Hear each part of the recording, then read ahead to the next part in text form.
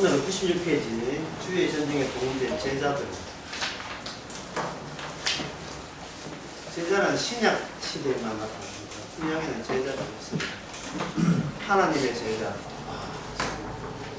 하나님께서 자기 제자를 친히 뽑았다는 것은 같은 인간군에서 특수한 인간을 따로 분류시킨다는 그런 뜻입니다. 사람의 제자 되는 것도 대단한데, 사람의 제자 되는 것도 대단한데, 주님의 제자가 된다는 것은 그 스승의 영원성을 제자들이 그대로 물러가는 거예요. 그래서 최고의 출세, 최고의 승진, 인간으로 살 수 있는 최고의 혜택은 주님의 제자가 되는 겁니다. 근데 이 제자가 해야 될 일이 있어요. 그게 전쟁입니다. 그 제자 되는 것은 굉장히 기분 좋은 얘기인데, 이 전쟁을, 이게 전쟁에 투입되는 거예요. 누구 전쟁이냐 하면 예수님의 전쟁에 투입되는 겁니다.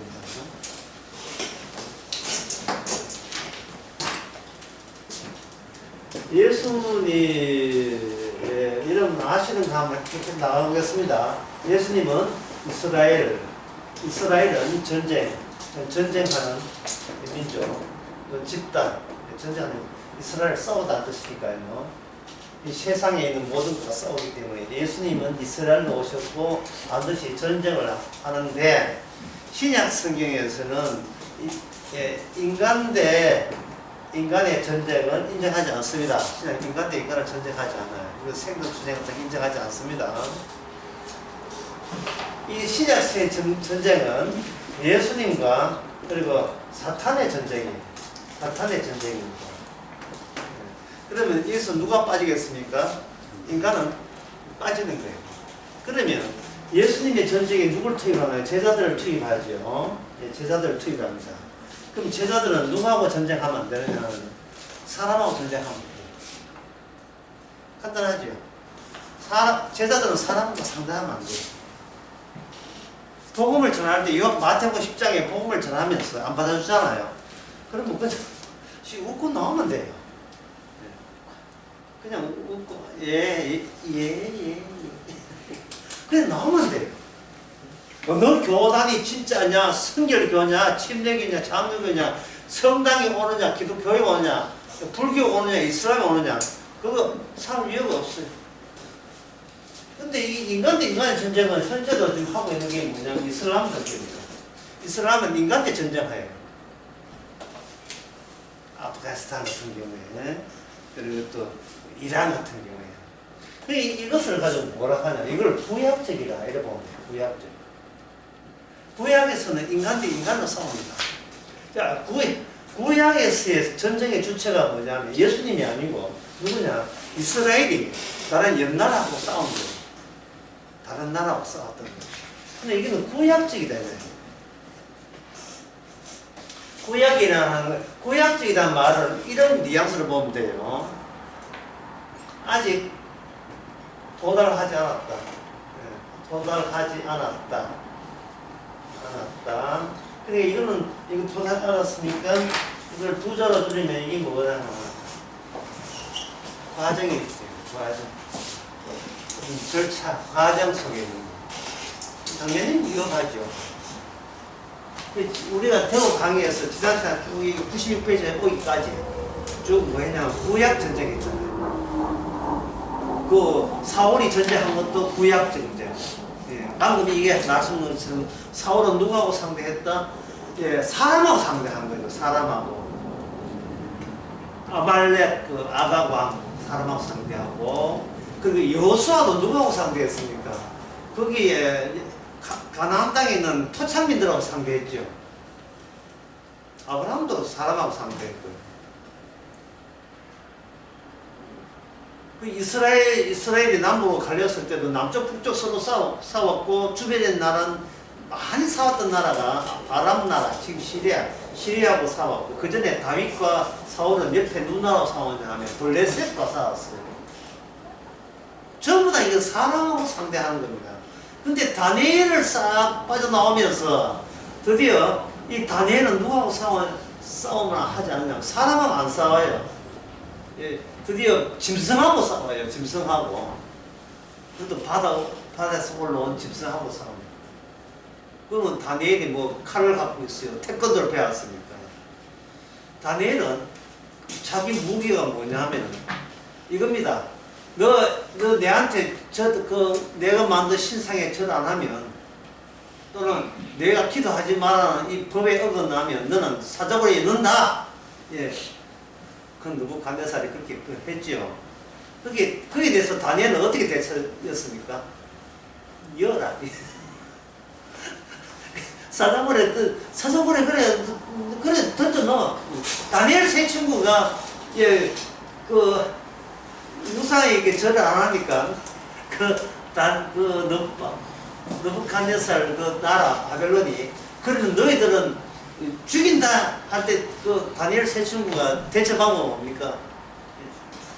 하나님 도와줘서 뭐 이랬어요. 아니 죽여 불 속에 넣는다. 뜨거운 불 속에 아니 그래 이제 들어갈게 이게 인간과의 싸움에서 점점 빠져나오는 거예요. 그러면 우리네 인생이 이렇게 고달픈 이유가 뭐예요? 지금 누구하고 싸운다고 고달픕니까? 유치원에 안 가겠다는 손자하고 싸우고, 예? 모두 걔는 또 예, 유치원에 안 가겠다고 싸우고 또 어른들 유치원에 보내겠다고 싸우잖아요. 선생님이 유치원을 이쪽에다 하면 그러면 이쪽 보내줘. 유치원 없는데 이쪽 보내줘. 나름대로의 싸움이에요. 자기를 위하여, 자기의 독립을 위해, 자기 몸 편한 걸 위하여 끊임없이 싸웠는데 몸 편해서 싸웠는데 남는 건 뭡니까? 지 몸만 망가지는 인생. 이게 사람한테 이걸 치있다고 얘기해요. 치있다. 예? 시달렸다 이런 이야기하죠. 평생을 인간은 식구들, 가족, 주변에 가까운 사람들에게 치이고 시달리죠. 예? 치인다. 치여서 죽는 거예요. 치여서. 이태원 압사 사고처럼 사람에게 치여서 죽는 거예요. 그러면서도 그 사람들과 협력하지 않으면 또 내가 또 돈벌이 먹고 못 사니까 치면서도 그쪽 세계에서 발을 못 빼는 것이 인간의 한계입니다. 그래서 이 현대인의 이 구약에서 구약의 전쟁은 무슨 전쟁이냐 하면요, 나의 전쟁, 내가 살기 위해서 벌리는 전쟁. 이 오늘날 사람들이 그 삶을 사고 가고 있습니다. 이 나의 전쟁이니까 방금 이야기한 것을 두 가지의 선으로 설명해 드릴게요. 자, 이렇게 텐데 다시 해야 됩니다. 방금 설명 잘 들으셨죠? 잘 들었으면 두 가지의 선으로 설명해 드리겠습니다. 하나는 파란 선, 하나는 빨간 선. 예, 구약에서부터 쭉 어디로 가는지는 모르지만 미래에 계속 시간은 흐릅니다. 아니 열차처럼 시간은 과거로부터 미래가 언제인가는 몰라요. 중요한 것은 과거부터 흘러왔기 때문에 내가 있다. 이게 뭐냐면 이게 구약의 전쟁. 자, 구약의 전쟁 방금 했습니다. 누구 전쟁? 구약의 전쟁 누구 전쟁입니까? 나의 전쟁. 내가 나를 지키지 아니하면 아무도 나를 지켜주지 않는 전쟁. 그런데 이게 마지막 때가 되게 됩니다. 이 선이 하나가 된 선이 이렇게 올라가요. 이 올라가면 여기 뭐가 있느냐면 점성으로 되어 있는데 실생이 되는 이것이 천국이 돼요. 하늘나라 올라갑니다. 강의 처음에 할 때 제자들이 누구의 제자를 했습니까? 사람의 제자입니까? 하나님의 제자예요. 네? 소크라테스의 제자, 공자 제자 정도가 아닙니다. 부처 제자, 목사 제자가 아니에요. 예수님의 제자예요. 예수님의 제자. 그걸 누가 시작하냐? 마지막 때에 예수님께서 시작한 거예요. 내 제자를 뽑아서 내 백성 만드는 작업을 하나님이 사람이 되셔서 이 실수를 한 거예요. 실수를 하신 것입니다. 그렇다면 예수님께서 예수님께서는 하늘에서, 성경에는 하늘에서 온게 되어 있어요. 하늘에서 와놓고 요한복음 12장에 뭐냐면 이렇게 이야기해요. 나는 하늘에서 왔다고 이야기하시고 이렇게 이야기해요. 나는 너희들이 모르는 데서 왔다 이런 이야기해요. 너희들이 모르는 데서 왔다. 그리고 또 이렇게 해요. 나는 너희들이 살고 있는 이 땅에서 온 게 아니다 이러는 거예요.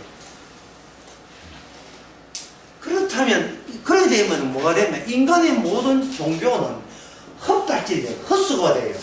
인간의 모든 종교는 밑에서부터 자기가 위로 올라가거든요. 그러면 나의 전쟁을 시작하면서 자꾸 위로 올라가면 이게 빨간색일까요? 파란색? 이 파란 노선을 억지로 펴가지고 올라가는 거예요. 근데 빨간 노선에 오게 되면 이 파란 노선은 빨간 노선에서 조각조각 토막 나요. 다 끊어져요. 끊어진다고요. 이걸 이제 어렵게 불연속성이라고 하겠습니다. 예, 어렵게 불연속성이라고 하겠습니다. 제가 왜 어렵게 불연속성이라는 이 이야기를 왜 하느냐. 시간이 쭉 오다가 예수님한테 시간들이 그 딱딱한 엿을 그냥 바닥에 쳐부어야 됩니까? 이건 쪼쪼 다 펴놓 다 나아지죠. 예, 딱딱한 유리 쪽을 하면 뭐 찾을 수가 없어. 딱딱한 접시도 마찬가지고. 시간들이 다 끊어지는 이걸 저는 연속적이 하나하나 조각이 연속되지 않아서 저는 불연속적이라고 하는 겁니다. 이 불연속성을 어려운 말을 했기 때문에 쉽게 풀이할 필요가 있겠죠. 쉽게 풀이하면 이렇습니다. 질문을 먼저 던지는 거예요. 주님, 저는 어떻게 살면 됩니까? 네. 이런 질문 그냥 편하게 할 수 있겠죠.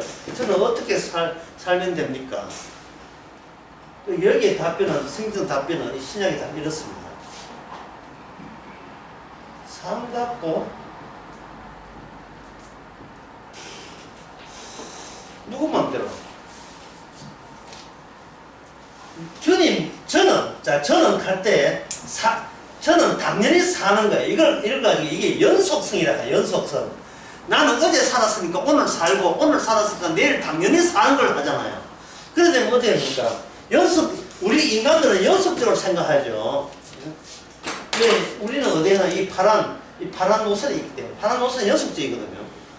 근데 주님께서는 주님, 저는 어떻게 살면 예를 들어서 그렇게 무는 인간들이 원하는 것은 어떻게 하면 바르게 살겠습니까? 그런 뜻이죠.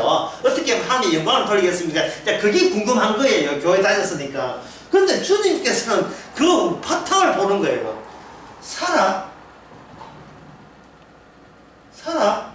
산다고 그 다음에 누구 마음대로 살아. 지금 나는 산다는 기정사실로 하고 어떻게 하면 행복하게 바르게 삽니까? 하는 이 속성은 어디서 나온 거예요? 지금 평소에 그 어떤 습성이 그대로 가속도를 낸 겁니까? 누구의 전쟁? 내가 살고 싶어하는 나의 전쟁의 버릇이 그대로 주님이 누군지도 모르고 주님한테 그냥 들이박은 거예요. 날 도와달라고. 근데 주님께서 왜 도와줘야 되는데? 이것부터 이 전쟁이 나의 전쟁에 있는 시간 연속 성성의 나의 전쟁, 이것부터 주께서 뜯어 고치는 거예요. 누구한테? 제자들에게. 이게 뭐냐면 신약의 이 전쟁이에요. 이게 신약의 전쟁 점선이죠. 점선이 이거는 세상이고 이게 이제 이스라엘이라고 보면 이스라엘 파란색 이스라엘 이렇게 떨어집니다. 떨어질 때 이게 불연속성이에요. 나중에 신약에 나타난 불연속성이 이스라엘 역사한테는 불연속 주어지는 겁니다. 이걸 뭐냐면 이게 사건 또는 언약 사건 또는 하나님의 도우심. 구약의 특징은 하나님이 한 번 도왔다고 그 하나님을 내 쪽에서 붙들 수 없다는 거예요. 붙들 수 없어. 한 번 도와줬다고. 왜냐면 구약은 아까 이야기한 것은 구약은 하나의 과정이에요. 과정. 자, 과정은 완성되지 않은데 어디를 향해 완성을 하여 가지 완성되지 않았어요. 그런데 이 이스라엘 사람들은 이게 자기 전쟁 있잖아요. 자기 전쟁 또는 자기 집단 전쟁 또는 이스라엘을 위한 전쟁. 이 전쟁하기 때문에 자꾸 하나님을 내 편으로 붙잡으려고 해요. 하나님을. 야, 이 괜찮은 분이다. 붙잡으려고 하는 겁니다. 그 예가 요한복음 6장에 보면 나오죠. 오병이요. 오병이요. 예수님께서 떡을 떼어주니까 그 떡 먹던 사람이 임금 삼기 위해서 쫓아다녔죠. 이게 붙잡는 거예요. 붙잡는 거예요. 그래서 교회에 나온다는 것은 괜찮은 분을 만나서 나의 전쟁에 유리한 후원자를 획득한 걸로 붙잡으려 하는 거예요. 그냥 붙잡으면 좀 영치가 없잖아요. 영치 없으니까 헌금하고 전도하고 선교하고 예배 참석하고 이래가지고 그 상대방에게 좋게 보임으로써 정작 내가 노리고 있는 나가 행복해지는 나의 전쟁에 보탬이 되려고 교회에 나오는 거예요. 이게 교회 종교생활입니다. 우리 가정이 잘 되고 덕점 보잖아. 덕점 보잖아. 덕점 보자. 누구든 주님의 덕을 좀 봅시다. 봅시다. 요걸 두 자로 하면 요걸 간증이라 하고 그 간증에는 집회를 무슨 간증? 무슨 집회? 삽시다. 무슨 집회? 간증 집회. 간증 집회의 취지는 뭐냐? 나 이래서 덕 봤으니까 여러분들 내 따라하면 당신도 하나님한테 덕 볼 수 있습니다. 이게 간증 집회예요. 근데 간증 집회는 지루하지 않아요. 병원에 가서 말기암 환자 한 2천만 원 드는 거 기도해서 기도할 때 기도하니까 사흘만에 나았다. 간증 집회 하게 되면 듣는 사람이 뭐를 계산하겠습니까? 병원에 가면 비용이 얼마나 됩니까? 기도원에 가서 기도하는 거 노동만 하면 야 이게 돈 별로 안 들이고 그것도 하나님의 놀라운 기적을 받았다는 신앙인 자랑질하는 이득과 제 근본적인 그 이득보다 더 큰 이득은 헐게 처치 있다. 또 병 남는데 그렇게 어려운 실비보험보다 더 헐게 치있다는 거 그런 거. 그리고 세 번째 요거 하고 나도 돌아다니면서 차비 받으면서 간증 집회하면 그 수입이 괜찮거든요. 기적 받은 사람으로서 이걸 생계 수단으로 또 사용할 수 있어요. 이게 다 무슨 전쟁입니까? 나의 전쟁. 그래서 예수님의 제자들의 첫 기본 모습은 뭐냐? 자기를 뭐하라? 자기를 부인하라. 너 전쟁 없다. 너 전쟁 그거는 부약적이에요.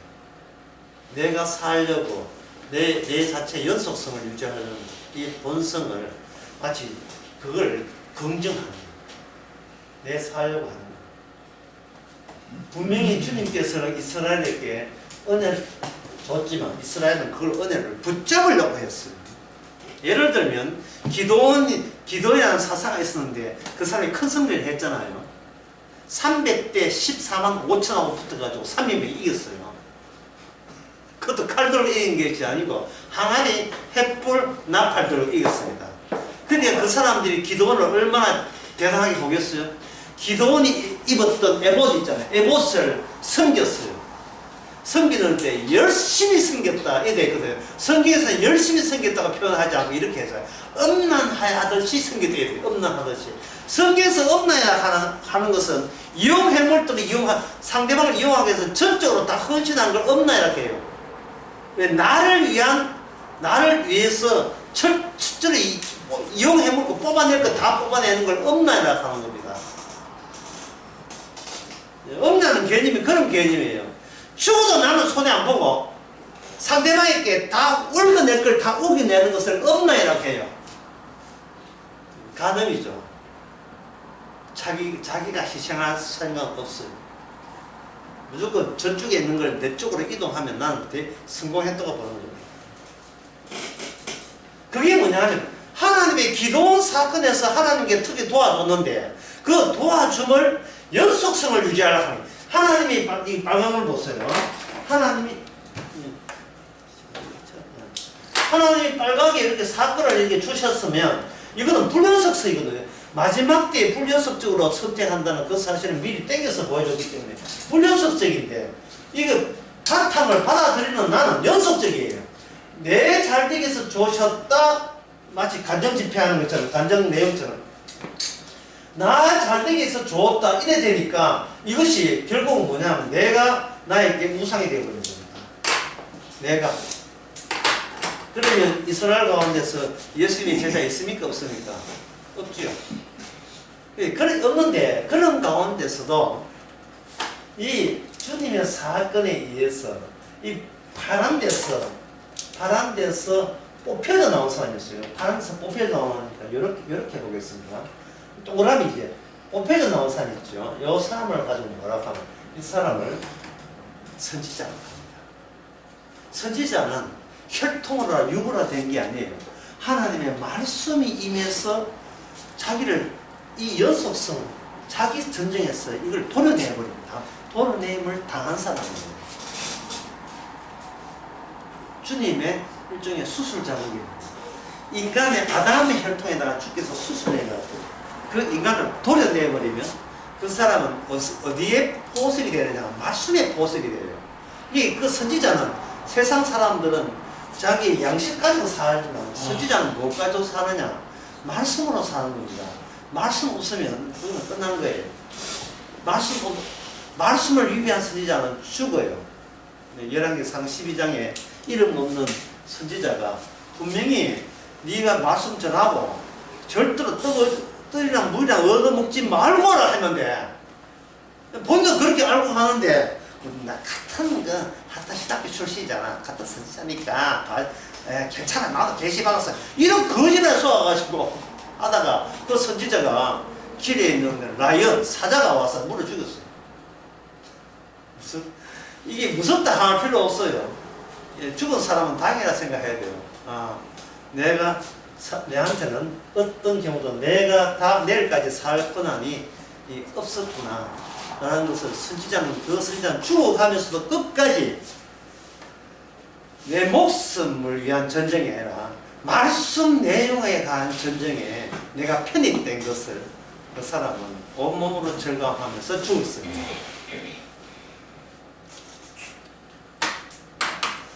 우리가 생각하는 성경 속의 생각은 우리가 생각하는 건 상상의 생각하고 완전히 달라요. 완전히. 우리는 나를 전쟁하는 종교 이건 뭐 성경에 없는 이야기입니다. 그러면 방금 이야기한 이걸 다 지우겠습니다. 지우고 하나의 문장으로 제가 압축시키겠습니다. 이 문장으로 압축시키면 이래서 문장이 좀 난해해요. 문장을 압축시키면 이래.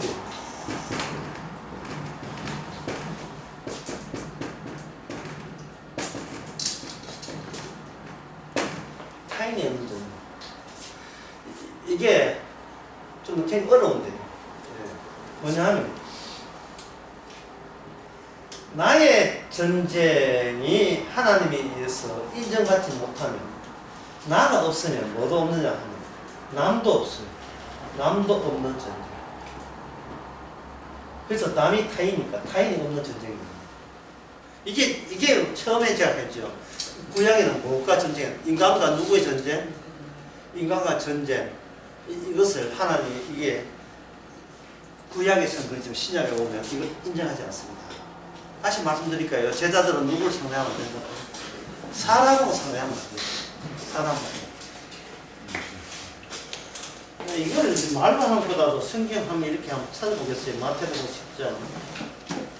여러분들도 우리 신약이 왔으니까 여러분들도 사람하고 상대하지 마세요. 여기 보면 마태복음 10장에 보면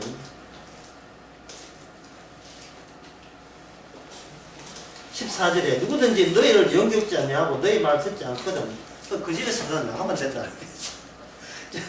참 그래 누굴 붙여 감히 내가 전하는 이 설교 이 강의를 안 들어 이 복음을 안 듣단 말이야. 네 하면 내 말이 옳은지 네 말이 옳은지 한번 시합 붙어볼까 토론해볼까 이럴 필요가 없다는 거예요. 모르세요 안녕히 계세요 그냥 나오면 되는 거예요. 자, 이것이 너무 어렵기 때문에 많은 설명이 필요한데요. 타인이 없는 전쟁이란 무슨 뜻이냐? 예. 타인은 내가 없으면 남도 없어요. 남이 없다는 말은, 다시 말해서, 예, 내가 없으면 남이 없고, 남이 없으니까 도로 뭐냐? 나도 없는 거예요. 나도 없다는 말이 무슨 뜻이냐 하면, 이 빨간 시대, 빨간이 연속된 시대, 아까 실선이죠. 빨간, 구약은 접선이었고, 신약에 예수님 오셔가지고, 너나 모두가 예수님의 적이 되는 그러한 세상에 돌입된 거예요. 내가 나를 챙긴다는 말은 주님 보시기에 주님의 적을 내가 내니까, 주님의 적이 나도 되고 너도 되니까 주님의 적을 내가 아깝다고 챙기는 것밖에 안 되는 거예요. 마지막 때의 전쟁은 주님의 전쟁입니다. 근데 주님의 전쟁은 아담에 속한 모든 자의 전쟁이기 때문에 그 전쟁의 적수 중에 하나가 누구냐 하면 바로 나 자신이에요. 그 나 자신이니까 주님 앞에서 주님의 제자 된 사람은 나를 챙겨야 된다, 챙기지 말아야 된다? 챙기지 말아야 되는 거예요. 우리 중에 누가 높습니까? 제자들은 싸워서 돼야 안 돼요. 싸우면 안 돼요.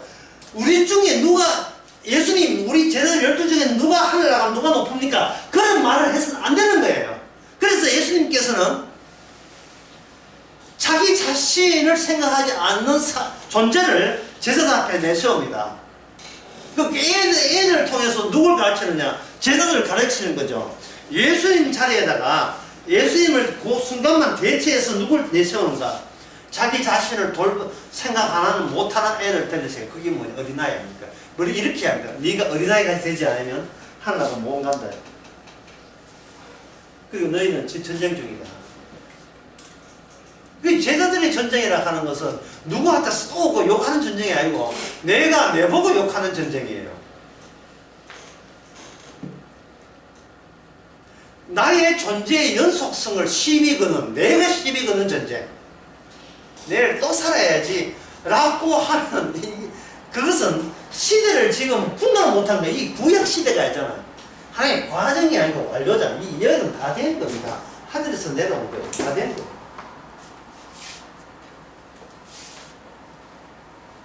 여러분들이 인생을 그동안 오래 사셨는데, 인생을 사시면서 여러 가지의 걱정거리와 고민거리가 많이 생겼죠. 걱정거리와 고민거리가, 그게 이유가 뭐냐, 이거 때문에 그래요. 타인에게 물렸다. 타인에게. 이 타인은 뭐냐? 세포, 개. 인간이 힘들다는 말은 뭐냐?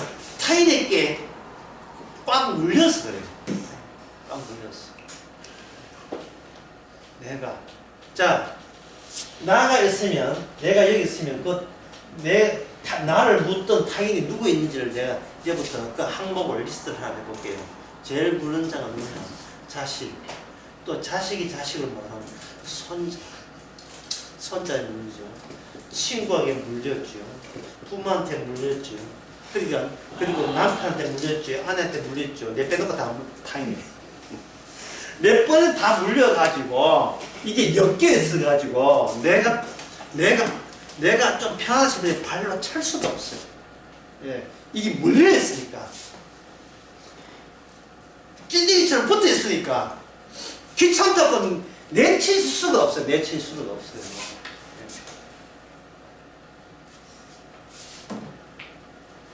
나는 내 혼자 편하고 싶은데, 내 혼자 편한 게 최고 아닙니까?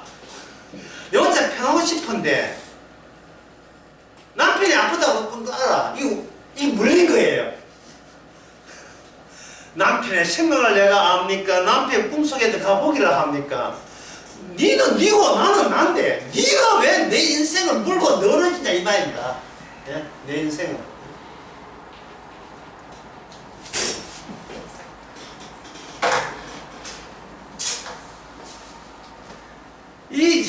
나의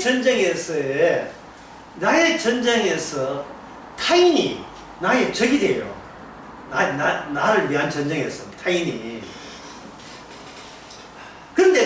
타인이 없으면 내가 타인을 내가 묻어뜯지 아니하면 그동안 내가 밥 먹고 살 수가 없었어요.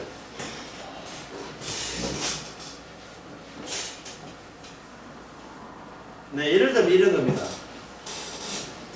BC 그게 기원전 600년경에 그 아수르라는 제국이 등장했어요. 아수르 아주 잔인하게 짝이 없는 성경에도 많이 나와요. 아수르 다음에 바벨론, 그 자리에 바벨론 제국 등장하는데 그때 북이스라엘이 멸망했어요. 멸망하면서 포로가 27,000명 잡혀갔습니다. 27,000명 잡혀가고 그 아수르라는 그 사람이 그냥 27,000명 그 엘리트를 잡아가고 나머지 있으면 또 여호와 섬겨가지고 또 발랄까 싶어서 그 사르곤 2세거든요. 사르곤 2세가 다른 민족을 데려와가지고 그 하나님의 약속의 땅 북이스라엘에다가 거기에다가 이주를 시켜가지고 피를 섞여버렸어요. 19세기 때 그 2차 대전 이전도 마찬가지고 티벳이라는 나라가 중국에 붙어 있거든. 티벳이 어디 붙어있느냐 하면 여기 저 태평양이 있고 여기 이제 인도 차이나 여기 베트남이 있잖아. 이게 이제 중국이고 몽골이 있잖아. 이 티벳이 여기 있거든. 히말라야, 네팔, 인도 있고. 이 나라에다가 중국이 달라이 라마라는 그 신정 정치하는 신적인 정치를 하는 그 달라이 라마라는 최고 지도자를 쫓아내버리고 여기다가 중국 한족을 여기다 이주를 시켜놨습니다. 이주를 시켜가지고 더 이상 티벳 불교 중심으로 나라가 되지 못하게 만들어버렸어요. 여기에는 신장 위구르라는 게 신장 위구르. 네. 위구르. 여기도 마찬가지고 한족이 이주를 시켜가지고 이들이 이슬람을 못 믿게 만드는 거예요. 이게 중국 공산당이 하는 일이에요. 이것은 무엇을 뜻하냐면 이 사람들이 티벳이나 신장 위구르의 종교의 이름으로 집단적 자아가 형성돼. 자아 형성. 집단적 나가 형성된 거예요. 나가. 네. 집단적 나의 동질체를 구성한 겁니다. 똘똘무졌죠. 종교의 힘으로, 티벳 불교의 힘으로. 여러분 이거 상식이니까 알아보면 좋겠는데요. 자, 불교 그것도 티벳 불교를 하는데 달라이 라마라는 사람이 정신적인 치주 역할을 해서 거기 있는 그 백성들을 정신적으로 막 지배를 해요. 정신적으로. 그럼 이 계급이 어떻게 됐어요? 이 성직자 계급과 그 일반 계급으로 쭉 나눠지겠죠. 여기에 대해서 한족을 여기다 집어넣었다 말은 그냥 그들이 다른 민족이 와서 산다는 정도, 결혼해서 산다, 피가 섞였다 정도가 아니에요. 무엇을 지금 무너뜨려야 돼요? 이 동질체, 자아 동질을 이걸 무너뜨려야 되죠. 무너뜨리는 방법이 뭘까요? 무너뜨리는 방법이 이겁니다.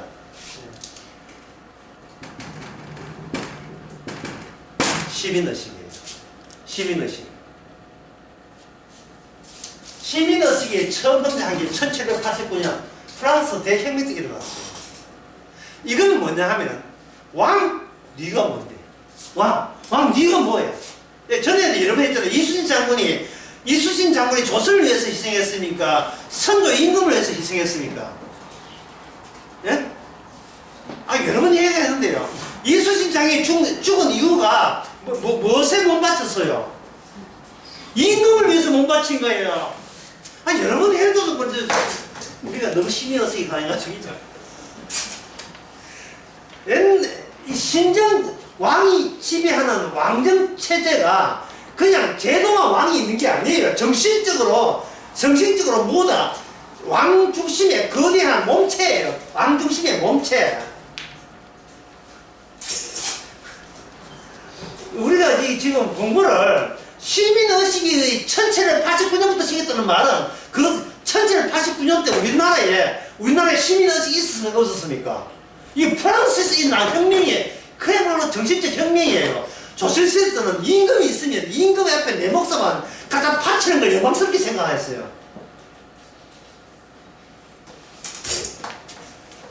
성경에 메시아 있잖아요. 메시아. 예. 메시아 뜻이 뭐냐면 기름 부은 왕이고 제사장이고 선지자예요. 그렇게 메시아는 뭐냐? 왕이에요. 왕이라 하는 것은 뭐가 없다? 뭐가 용납 안 된다? 시민의식이 용납이 안 되는 거예요. 시민의식이. 시민의식은 뭐냐 하면은 인간 위에 인간 없고 인간 밑에 인간 없다가 시민의식이에요. 왕, 대통령 지도자를 뽑을 때 뭐를 뽑는다? 투표해서 뽑는 거예요. 투표해서.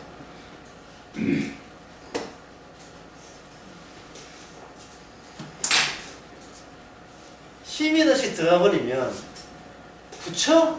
뭐 좀 괜찮은 사람이지 뭐 이 정도지. 부처한테 못 맞춘다. 이거 미쳤어요. 왜? 시민의식은 내가 최고예요. 내가 마지막 가치는 나예요. 이 시민의식이에요 이게. 예? 왕 같은 소리. 왕 네가 뭔데? 그 태국에서 지금 그 아가씨 둘이가 금식을 한 달 동안 금식을 하면서 뭘 하느냐 하면은 왕에게 헌당하는 사람 15년 징역 15년 시킨다는 그 태국 그 법을 바꿨어. 여자 아가씨 둘이가 데모해가지고 네가 뭔데? 나는 네가 뭔데? 지금 우리한테 좀 낯설지요. 예? 그만큼 시민의식이 기숙이 들어오게 되면 왕이 따로 있는 게 아닙니다. 내가 왕이에요.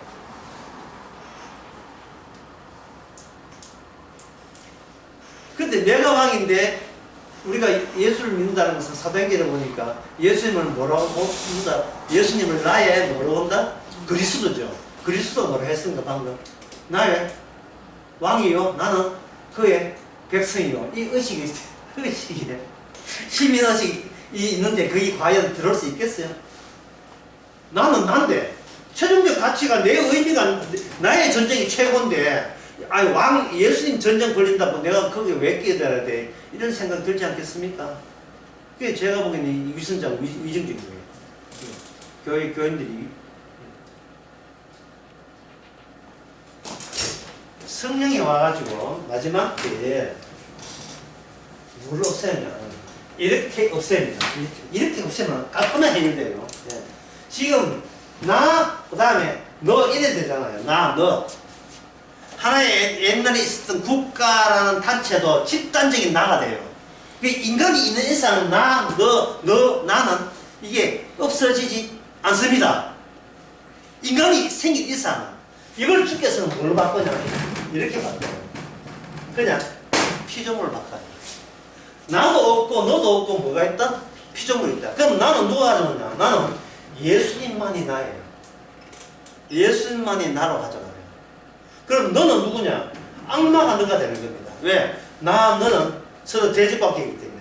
악마는 예수님을 공개하고 예수님은 악마를 공개하니까 너라는 것은 예수님만 해당되는 겁니다. 예수님의 해당되는 가지고 이걸 뭐라고 하냐? 이것을 예수의 이름으로 예수님의 이름으로 우리는 거기에 그의 나라가 우리나라가 아니고 그의 나라가 들어가요. 그래서 천국은 나의 나라가 아닙니다. 우리의 나라도 아니고 예수님의 아들의 나라, 예수님의 나라예요. 예수님의 나라예요. 그러면 예수님 앞에 나라, 예수님의 이름으로 나가 된다면 이 너는 뭐냐면 이건 무슨 사탄의 이름이 되겠죠.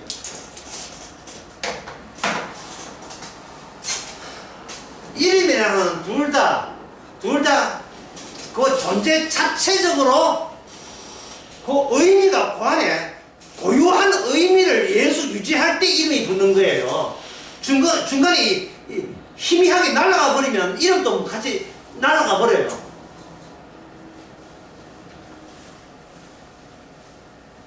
이거 생각해보면 여러분 압니다. 예? 고인이 돌아가시고 유류품 정리하잖아요. 유류품 정리할 때 유류품 정리하면서 했던 그 옛날 고인이 그 살면서 자기 걸 뭘 붙입니까? 이름을 붙이죠. 그러면 유류품을 정리한 쓰레기통에 연다는 것은 그 쓰레기만 있는 게 아니고 그 쓰레기에 붙어있는 누구 이름을 지운다? 돌아가신 고인의 이름을 지워나가는 거예요. 그게 우리의 미래고 우리의 미래의 모습이에요. 내가 죽으면 내 후손들이 그 작업을 해야 돼요. 내 이름을 지워나가는 작업을 해야 돼요. 더 이상 나는 이름을 가질 권한이 있다 없다 없는 걸 고인 죽은 자라 하는 거예요. 예수님 앞에서 우리는 죽은 자가 되는 이유는 더 이상 내 이름으로 행세할 권한도 권리도 없다는 것을 주의 이름으로 우리에게 알려주는 겁니다. 그 이유가 뭐냐? 주님이 나한테 전쟁에서 이겼거든요. 나는 주님의 전쟁에서 내가 졌거든요. 져서 하나의 전리품으로 우리의 주의 백성이 되는 겁니다. 이게 왕의 전쟁이에요. 주님의 전쟁이에요. 요한계시록 한번 봅시다. 그 요한계시록에서 제일 유명하다는 그 기절 한번 봅시다. 요한계시록 13장 17절 누가 한번 크게 읽어보세요. 누구든지 이 표를 가진 자 외에는 매매를 못하게 하니 이 표는 곧 짐승의 이름이나 그 이름의 수라. 아멘. 예, 아멘. 여기 그 짐승의 이름이죠. 보세요. 예수님의 적에게만 그 영원한 이름이 있는 거예요. 왜? 영원히 지옥 가야 됩니까? 천국이 아들의 세계라면 지옥은 누구의 세계입니까? 사탄의 이름의 세계, 악마의 이름의 세계. 그 악마의 이름을 여기서는 18절에 보면 숫자로 표기했어요. 이 수는 사람의 순이 뭐라 그래? 6이라. 자, 이제 666을 설명할 이 타이밍이 왔죠? 666.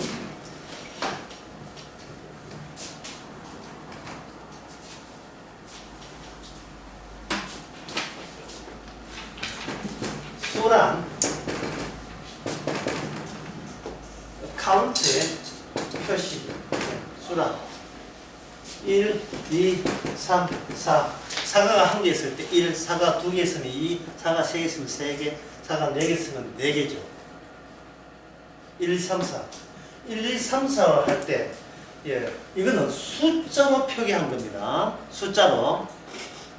자, 사과 한 개, 사과 두 개, 사과 3개, 사과 4개 있습니다. 숫자는 다 달라요. 하나, 둘, 셋, 쟁반에 4개 있으면 4, 3개 있으면 3이 돼요. 그럼 묻습니다. 이 쟁반에 있는 것이 동질합니까? 동질하지 않습니까? 같은 성질이에요. 같은 성질 아닙니까? 똑같은 거죠. 그러니까 이것은 숫자는 반칙이죠. 똑같은 것을 인간이 지 맘대로 숫자를 구분해서 부른 거예요. 그러면 1, 2, 4, 사과 하나, 사과 둘, 사과 둘, 사과 셋, 사과 셋을 누가 이걸 숫자가 되려면 누가 뭘 해준다 해야 수랑 뭘 해는 카운트, 헤아림 또는 셈, 우리말로 셈이 해야 되겠죠. 그럼 여기에 요 1, 2, 3, 4를 하면 여기 뭡니까? 여기 눈에 보이지 않지만 카운트하는 어떤 존재가 있을 거죠. 카운트하는 존재가. 이 존재가 있을 거죠. 그러면 1, 2, 3 요거는 한 개, 사과가 하나고 요거 두 개고 세 개고 할 때 이걸 헤아리는 그 취지, 그 목적, 그 의미는 누가 가져가는 거고 최종 누가 가져가겠냐? 사과한테 가니까 아니면 카운트하는 사람이 가져가요. 카운트하는 사람에게 가져가죠. 그러니까 이 말은 뭐냐면 숫자란 인간의 이성의 범위를 벗어나지 못한다. 숫자는 해야 되고 다른 말하면 수학이다. 수학이란 그걸 헤아리는 인간의 이성의 범위를 벗어나지 못해요. 수학이 생기면서 동반해서 발달되는 것이 물리학이라고 봅시다. 물리학. 보통 뭐 단어 다 되니까 물리학. 그러면 이 물리학은 누굴 위한 물리학입니까? 인간이죠. 아까 공부하느냐 하면 나의 전쟁이죠. 나의 전쟁. 이건 신약적입니까? 구약적입니까? 예? 나의 전쟁은 구약적이죠. 나의 존재의 연속성을 보장해 주겠다고 공부하는 거예요. 근데 그 연속성, 나의 혈통의 연속성을 짧은 사건이 있었는데 그 사건이 어제 오후에 말씀드렸어요. 그게 무슨 사건이냐? 유월절 사건이었습니다. 부모가 옛날에 애를 많이 낳았잖아요. 몇 명은 애를 어떻게 합니까? 헤아리죠. 요거는 첫째 아들, 요건 마지, 요건 둘째 헤아리죠. 하나님께서는 인간의 카운트에 헤아린 의미를 인간이 갖고 있으니까 인간 자체의 혈통을 자르는 것을 저주라 해요. 예, 저주. 너는 끝은 좋지 않다 이런 뜻이에요. 백날 살아봐라. 네 끝은 이미 그 심판으로 결정됐다. 이게 저주거든요. 저주를 미리 땡겨서 뭘 하느냐 하면 인간이 의미를 주는 거예요. 첫째 아들. 그러면 그 다음에 자기의 부모의 자기의 재산과 모든 걸 물어받을 그러한 후계자 1번 영순위 누굽니까? 둘째입니까? 첫째입니까? 첫째지요. 첫째가 아버지를 물러받잖아요. 동양 같으면 첫째가 아버지의 제사들입니다. 제사들인데 이거는 가문의 연속성을 주장하는 거예요. 불연속성은 용납이 안 돼요.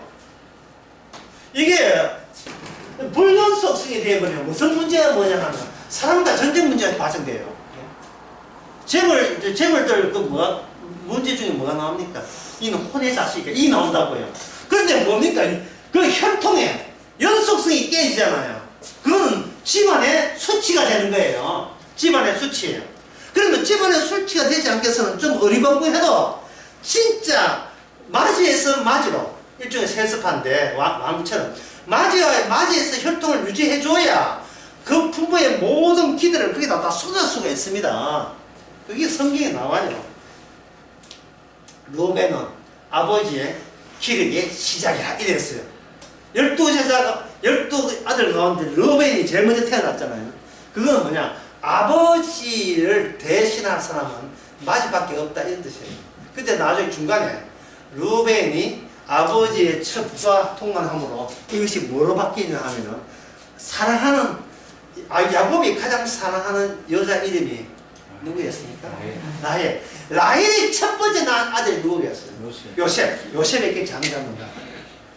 요셉에게. 이게 남자의 사랑인가? 사랑했다. 정말 내가 진정으로 사랑했던. 왜냐면 언니 동생 둘 다 결혼했지만 이건 동생을 향한 이건 집요한 사랑으로서 내가 양보했던 것이 눈이 안 좋은 시력이 안 좋은 언니 술께서 못생긴 언니하고 그냥 해준 거예요. 결혼해주고 숲을 헤쳐서 그저 1년으로 나는 I miss you. 나 당신을 그리워했다. I miss you. 당신을 그리워했다. 오직 라헬에게만 꽂힌 거예요. 야곱이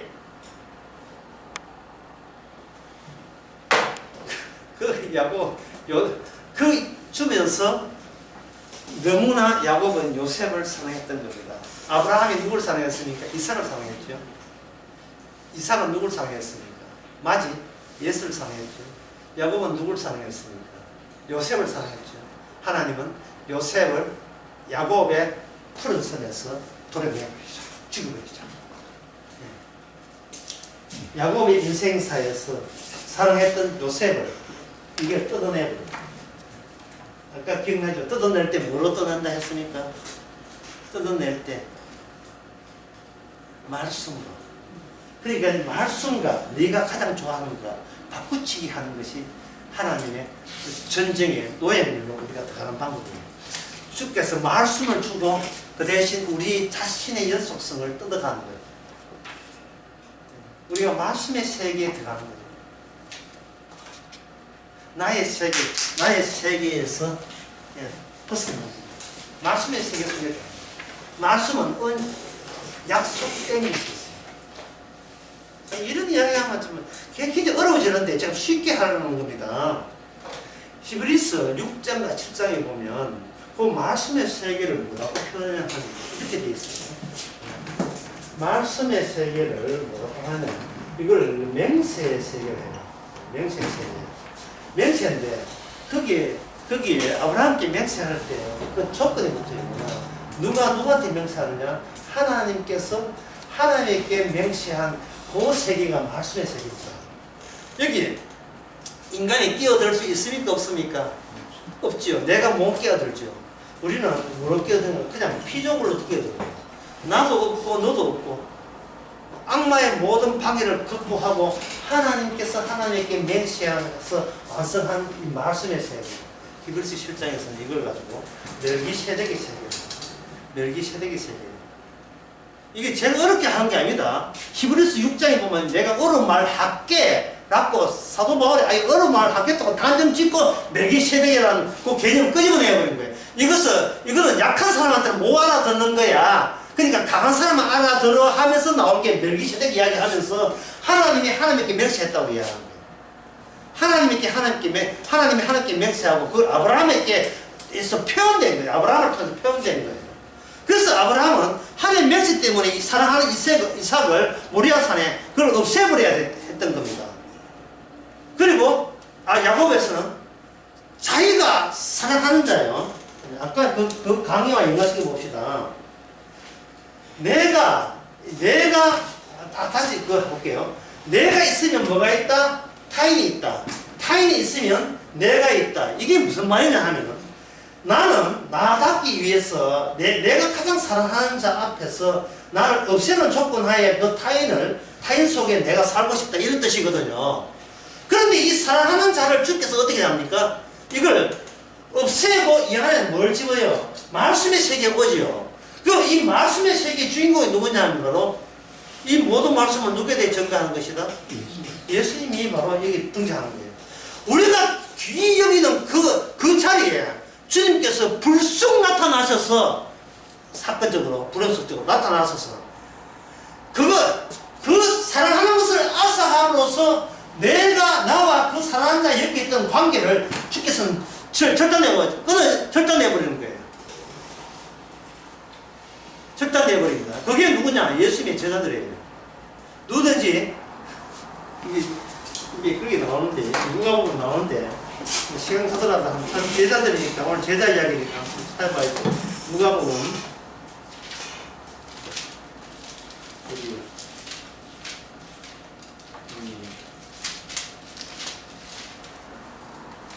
누가 보면 보기 전에 찾기 전에 그 마태복음 10장부터 한번 찾아보시죠. 마태복음 10장에 이건 뭐 마태복음 10장에 보면 10장 35절에 내가 온 것은 사람이 아비와 딸이 어미와 며느리가 시어머니와 불화하게 합니다. 사람의 원수가 자기 집안 식구니라. 자 37절에 봅시다. 아비나 어미를 사랑하지 말라 했습니까? 아니죠. 아비 어미 사랑하지 말라가 아니라 아비가 어미를 누구보다도 나보다 더 사랑한 자에게는 너게 누구한테 합당치 않다? 내게 합당치 않다. 나 중심으로 살던 이 제자들이 이렇게 어떻게 바뀌느냐 하면 예수님 나라고 하는 예수님 중심으로 이게 바뀌어버립니다.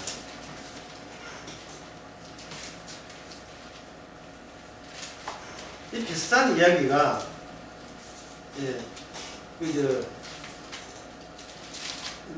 누가복음에서도 그게 나와요. 베드로가 이야기했던가 우리가 주를 위해서 모든 걸 바쳤습니다 하는 모든 걸 바쳤습니다 하는 그런 이야기가 나와요. 나중에 찾으면 말씀드리겠습니다. 어떤 의미에서는요, 이 신약 성경 그 많은 내용이 바로 나를 위해서 모든 걸 다 바쳐라 하는 그 이야기예요. 그렇지 않으면 내 제자가 될 수 없다. 그런 이야기 하고 있는 겁니다. 자, 그래서 반드시 그럼 제가 여기서 반드시 물어봐야 되겠죠. 자기 주를 위해서 모든 걸 바칠 수 있습니까? 없습니까? 인간이. 그걸 꼭 질문해야 돼요. 있습니까? 없습니까? 없지요. 없으니까 그 말 하는 거예요. 없으니까 주님이 누구하고 전쟁하는가? 우리하고 전쟁하는 거예요. 주님은 지시를, 내 분명히 지시를 했다? 근데 너희들이 해보니까 그 주의 지시대로 됩니까? 안 됩니까? 안 되죠. 안 되니까 우리가 우리가 구원받을 수 있어요? 없어요? 못 받죠. 누가 구원 못 받아요? 내가 구원 못 받죠. 구원 못 받는 나를 왜 내가 갖고 있습니까? 우리는 그냥 피조물로 전환되어야 돼요. 주님의 피조물이 되어 주님의 제자 되고 주님의 종이 되어야 되지. 내가 왜 내 관리를 하냐 이 말입니다. 내가 되지도 않은 걸 실패하는 걸 가지고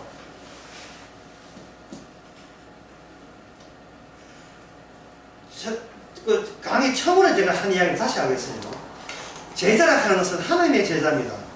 이 하나님의 제자이기 때문에 이거는 영광스러워도 보통 영광스럽지 않습니다. 대단한 거예요. 문제는 그 영광스러운 건 좋은데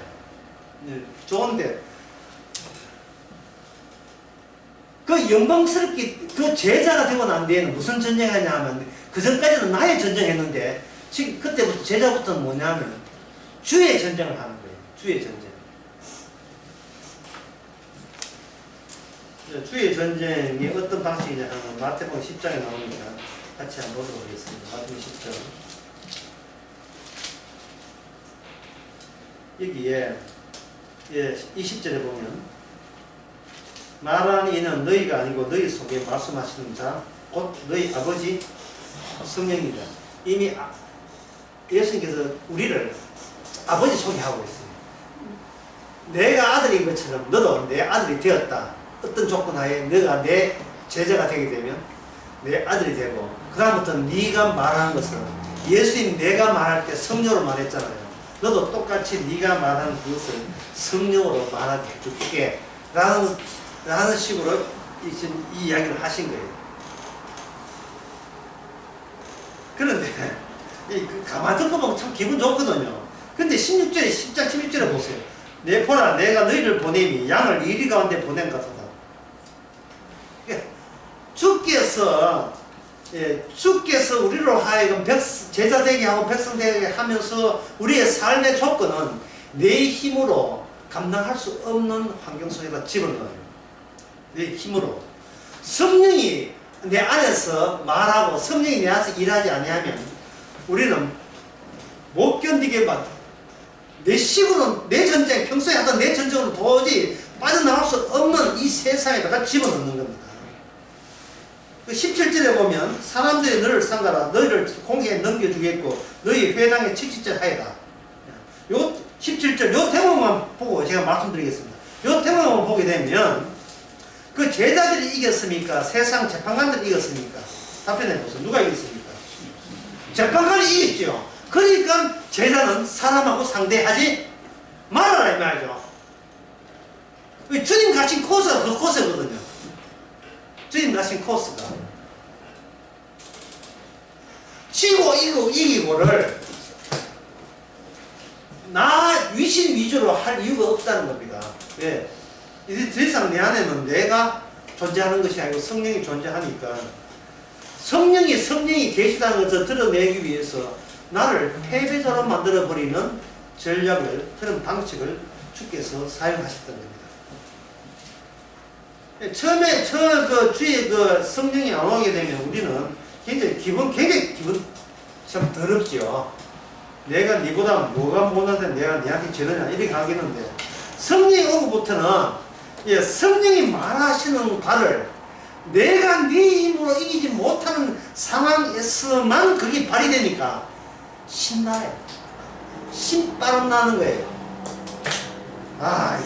이런 경우를 두고 이야기하는구나. 이런 경우를 성령이 이야기하신다는 게 이런 상황을 이야기하는구나.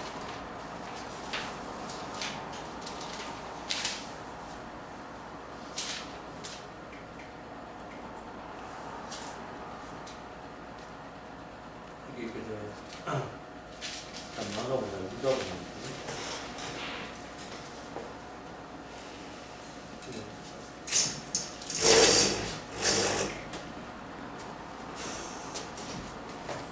그런 경우를 두고 이야기하는 거예요.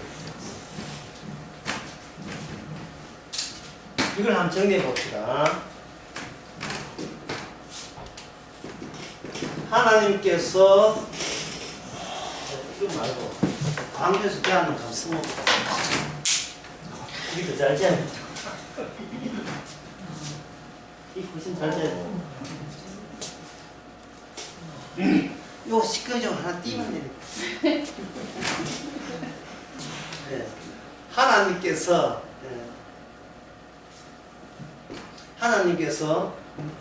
뭘 보고 싶어 하시는가? 이 속에 있는 성령 보고 싶어 하시는가? 하나님께서 뭘 보고 싶어요? 내 속에 있는 성령 보고 싶어요. 내 속에. 근데 성령 보고 싶어 하는데 성령이 왜 써온 거냐 하면 고난 받으신 예수님의 일대기가 읽기를 통해서 성령이 왔거든요. 그러면 우리한테 성령 온다는 건 내 속에 예수님의 일대기가 여기서 반복이 된다는 겁니다. 그럼 예수님의 일대기가 뭐냐면 나의 전쟁으로 벌리는 이 인간판에 파란색 노선에 주님께서는 주님 자체가 하나의 빨간색 사건으로 오셨거든요. 똑같은 현상이 자기 제자이기 때문에 스승과 제자가 하나의 일체이기 때문에 제자에게 똑같은 빨간색 사건들이 터지는 그걸 누가 보고 싶다? 하나님 아버지께서 보고 싶어 하는 겁니다. 그럼 평소에 우리는 왜 뭐 보여주는가? 내가 나의 전쟁한다고 바빠가지고 못 보여줍니다. 내가 주위에 방해꾼이 되는 겁니다. 그냥 상대 안 하면 되는데, 아이, 꼬레 자존심이 있어가지고, 예? 니 니한테 무슨 소리 해노? 이거 막 다른 거 시비 걸고요, 니가 우리 집안이 어떤 집안인데, 그동안 니가 내 인생 살아봤어? 내가 얼마나 고생을 하고, 예? 니는 죽었다 깨나도, 니는 나를 몰라. 우리 평소에 이렇게 말은 이렇게 과하게 안 해도 속은 이런 마음이 깔려 있어요. 네가 내 인생 살아봤어? 남편이 이야기합니다. 내 월급 좀 다 어디 갔나? 할 때 말은 안 해도 아내는 네가 그럼 내 대신 삶 살아보지. 이게 안에 있다니까요. 예?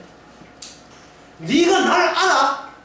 미친 거 아니에요. 네는 나를 몰라. 내가 얼마나 고생하고 내가 살기 위해서 얼마나 힘든지 네가 알아? 그걸 솔직하게 이야기하고 둘 다 양보를 하죠. 예.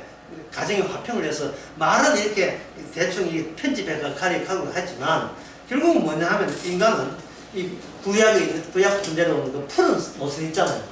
그 푸른 노선이 계속 가는데 고마운 것은 성령께서 그걸 어떻게 해준다 합니까? 말씀으로 그거 전부 다 엿가락 깨지듯이 그걸 매일같이 절단해 주시는 이 은혜 얼마나 감사한지. 그 절단할 때 말씀을 절단해요. 마태복음 10장 같은 거. 누구든지 나보다 천하 아비나 더 사랑하는 자는 내게 합당치 않다. 이 말씀이 갑자기 난입해서 쳐들어와가지고 나는 내 전쟁하는 정당하라고 버티고 있는데 이 안에서 말씀으로 쪼개지는 거예요. 정당한 것 같은 소리 하고 있는데 니는 니밖에 모르잖아. 할 때 아차 또 주께서 다 이루심을 내가 회방질했구나 라는 것을 알게 합니다. 자, 실제로 그 구약에서도 그런 사건과 이걸 어려운 말로 사건과 존재의 만남인데 사건과 존재의 만남의 예를 구약에서 몇 가지 한번 들어보겠습니다. 첫 번째는 열왕기상 17장 열왕기상 17장에 보게 되면 길르앗 우거하는 중에 디셉 사람 엘리야가 아합의 고아에 이렇게 이야기합니다.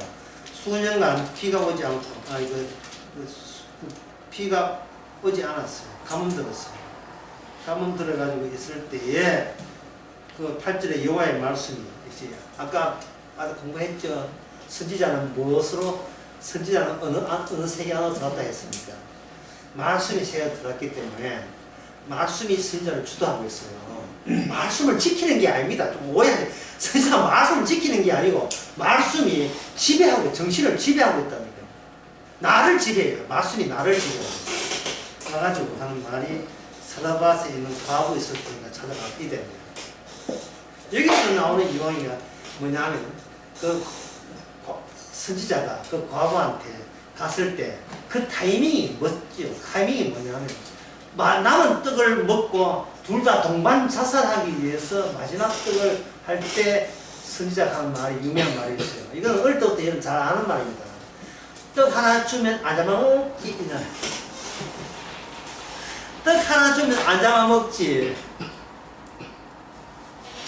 어떤 어머니가 떡 장사하고 있는데 고깃길에 호랭이가 나타나가지고 하는 말.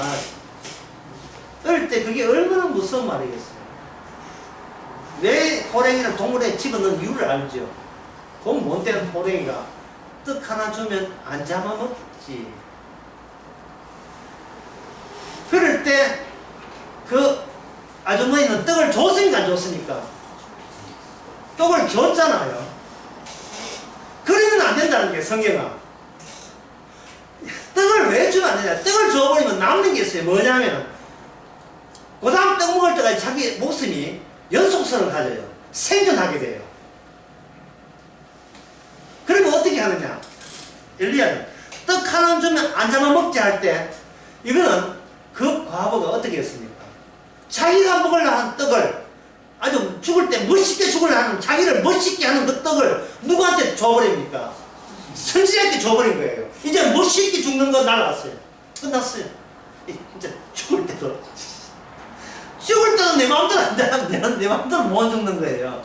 마지막 남은 떡마저, 예? 마지막 남은 떡마저 이 강탈당했죠. 누구한테? 선지자한테.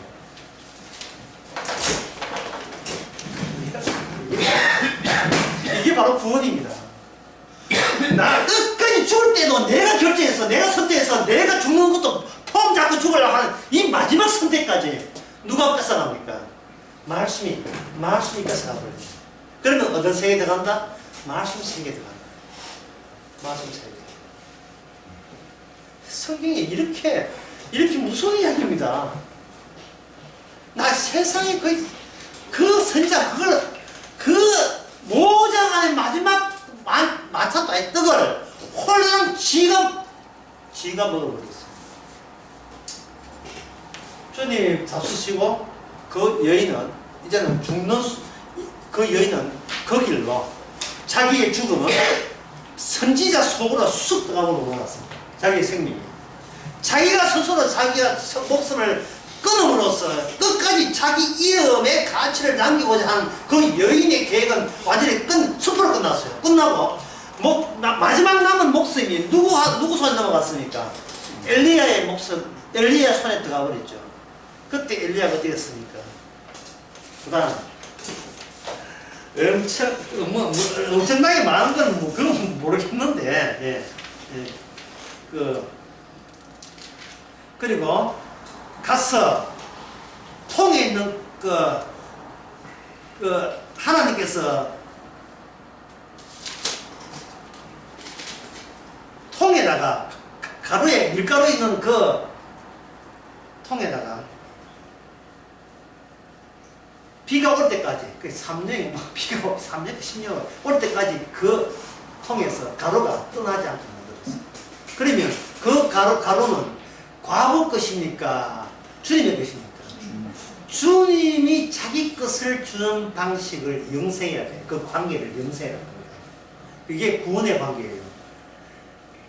우리는 내일 살 이유, 권한도 없고 권리도 없어요. 그러나 오늘 살든 내일 살든 주께서 주시는 생명 가지고 살 때 그거는 몇 년을 더 사느냐가 중요한 게 아니라 이미 주님의 한 가족이고 주님의 제자로서 영생을 공유하고 있다고 보시면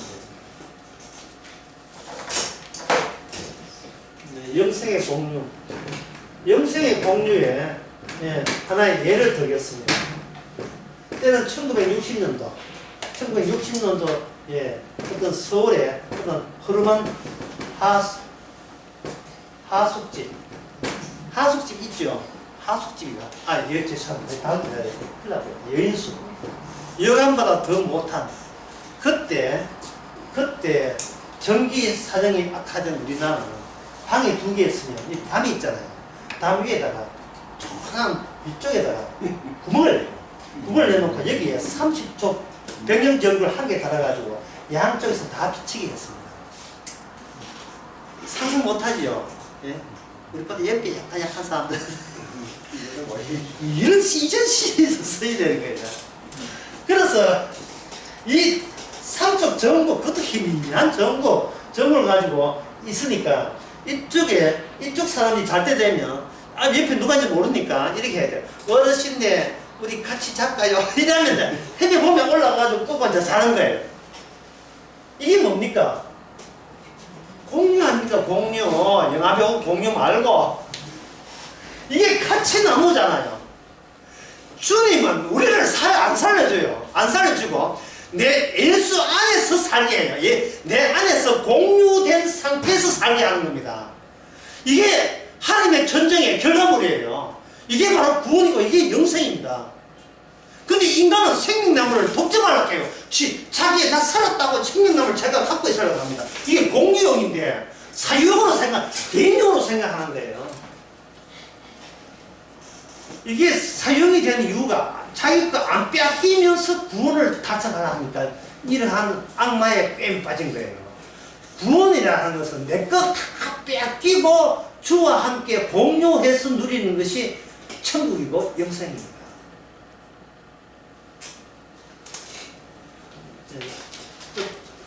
여러분 잊지 마세요. 떡 하나 주면 안 잡아먹지. 그래서 엘리야는 떡 하나 받고 살렸죠. 떡은 떡대로 강탈하고 살렸죠. 처음에 떡 달라 할 때에 얼마나 야속했겠어요. 은소스했겠습니까?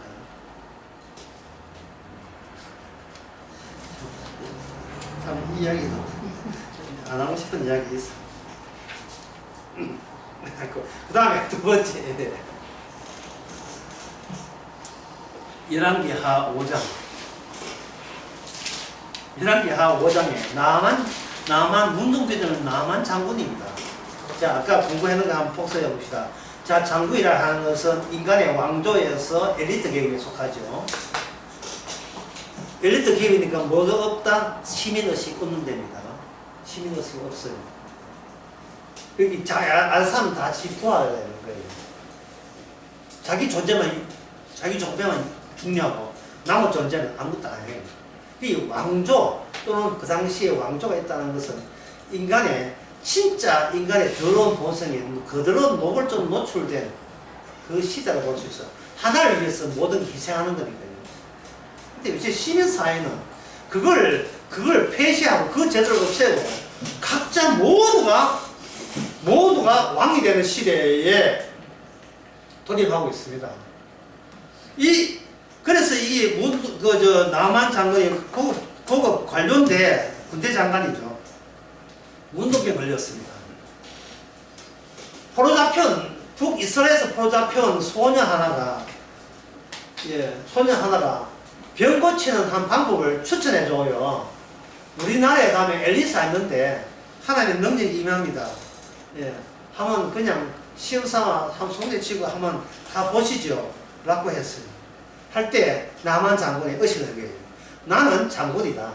다만 문둥병 걸렸을 뿐이야. 다만 잠시 운 없어서 문둥병 걸렸을 뿐이다. 그러면 문둥병이 나면 다시 내가 뭐가 되겠습니까?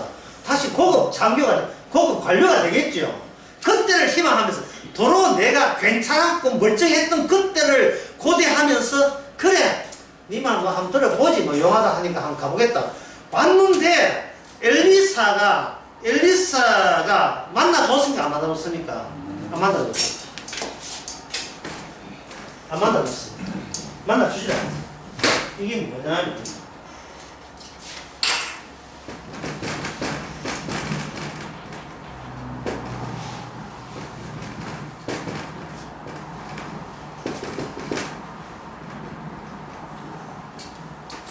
주께서 준비된 사건, 빨간 노선이죠. 아까 파란 노선 말고. 아까 남한 장군은, 다시 한번 그려볼까요? 빨간 거, 파란 거. 남한 장군은 자기 영속성을 주장하니까, 시간 따라 자기 영속성이니까, 자기 뭡니까? 자기 자아가 그냥 살아있죠. 근데 구약에서 주께서 엘리사는 뭐라 했습니까? 말씀의 사람이죠. 사건을 이렇게 만납니다. 자, 파란 것과 빨간 것의 절묘한 만나면서 무슨 일이 나는가? 자기 진면의 과정을 거쳐야 돼요. 자기 진면. 문둥병 낫고 다시 괜찮은 나로 돌아서겠다는 그 안목 자체가 날아가 버려야 돼요. 그러면 파란 걸로 와가지고 병 넣고 난 뒤에 도로 파란 걸로 가버리면 이게 뭐예요, 이게? 예? 그러면 저주의 문둥병 준 취지가 살지를 못하잖아요. 그래서 엘리사 선지자는 안 만납니다. 인격 모독한 거예요. 멀리서 왔는데, 그것도 선물 보따리 들고 왔는데, 안 만나줘요. 안 만나주는 것도 문제고, 더 인격 모독합니다. 나 만날 필요 없고요. 저 앞에 요단강이 가물 있죠? 거기 가서, 7번 들어갔다 나갔다 하세요. 하니까, 그때, 나만 장군이 자기 진멸되기 직전에 자기 안에 있던 자기 생각, 자기 연속성 생각을 이렇게 이야기합니다. 12절에 다메섹과 아마나와 바르바는 이스라엘의 모든 강물보다 낫지 아니하냐. 내가 거기서 몸을 씻기면 깨끗하게 되지 아니하냐 하고 몸을 돌이켜 분한 모양으로 떠난다. 자, 왜 분노하실까요? 그 자아가 있기 때문에 분노하죠. 자, 자아는 뭐로 구성되어 있습니까? 자신의 연속스러운 기억이 구성되어 있어요. 내가 이 물보다 더 깨끗하다. 다시 말해서 엘리사 너는 말하기를 더러운 병은 깨끗한 물에 담기면 낫다는 그런 이론을 펼쳤는데, 그런 이론 같으면 내가 이 더러운 데까지 올 필요 없잖아. 우리 동네 가면 깨끗한 강물 만드니까 거기에 했을 것이다. 내가 뭐 때문에 왔는데 너희 이론에 같으면 나는 그 이론이 나를 화나게 만든다 이래야 되거든요. 주님께서는 그 인간이 갖고 있는 인간의 마지막 생까지 끝까지 말씀으로 관통해버려요. 그 다음 말씀을 지시니까. 관통하면서 인간이 마지막 느끼는 것은 뭐냐? 번칙이에요. 이거 깨지면 나다움이 나가요. 정말 이거 깨지면 더 이상 나다움이 남질 않는데, 그 마지막 순간에 종이 하고 그냥 속내치고 한번 들어가 보세요 라고 한 거예요.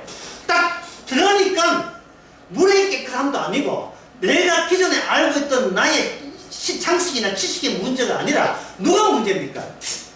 누가 문제였어요? 내가 알지 못했던 그 신, 무슨 신? 여기 여호와죠. 여호와에 의해서 내가 뭐 된다? 진멸당해야 될 마땅한 대상임을 파악합니다. 그런데 그 여호와께서 자기 병을 나았어요? 못 나았어요? 낫게 해줬죠. 낫게 했으니까 이제부터는 나는 누구를 섬긴다? 나는 내 고향에 가더라도 오직 여호와에게만 섬기겠습니다 라는 고백을 여기서 하느냐? 18절 나옵니다. 오직 한 가지 일이 있사오니 여호와께 당신의 종을 사유하시기를 원합니다. 내 주인에게 림몬의 당에 들어가서 거기서 숭배하며 내 손을 의지하시매 내가 림몬 땅에서 몸을 굽히오니 내가 림몬 땅에서 몸을 굽힐 때에도 여호와께서 이 일에 대해서 당신을 사유하기를 원하나이다. 내가 형식으로서는 관료기 때문에 공무기 때문에 어쩔 수 없이 몸을 하더라도 내 심정은 뭐냐? 나는 여호와의 종입니다라는 것을, 그런 것을 이해해 주시기 바랍니다. 이렇게 바뀐 거예요. 나의 전쟁에서 나만은 패배했음을 기쁘게 너무 감격스럽게 그걸 수행합니다. 그게 바로 구원이고 그게 영생이에요. 몸은 멀쩡해요. 몸은 아프든 만 관계없어요. 내가 몰랐던 하나님을 발견하는 것, 그래서 그분의 제자가 된 것, 이게 바로 죽게 준비한 축복이었습니다. 기도하겠습니다. 하나님 아버지, 사람의 일이 하나님의 일이 얼마나 서로 다른지를 알게 되었습니다. 자기 깨질 생각하지 않고 하나님 이용해서 내 잘되기를 바랬던 그 자체가 하나님의 원수인 것을 이제는 깨닫게 하옵소서. 예수님의 이름으로 배웁니다.